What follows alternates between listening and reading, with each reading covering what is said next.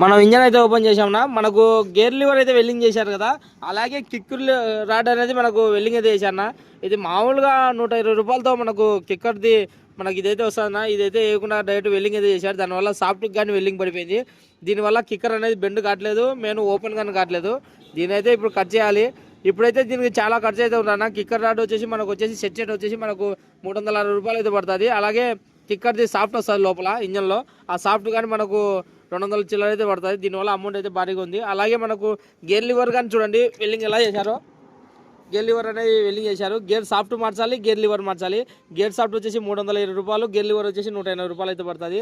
Oil అంతా leakage ఉంది main. అలాగే మనకు చంబర్ అనేది పగిలిపోయిందని చెప్పా కదా, ఇక్కడ అనేది చంబర్ అంతా మొత్తం పగిలిపోయి ఆయిల్ అయితే లీకేజ్ వచ్చి బోర్ అనేది రీసెంట్గానే చేశారంట. అయినా కానీ మళ్ళీ బోరు హెడ్ వాల్స్ అనేవి వీక్ అయిపోయాయి.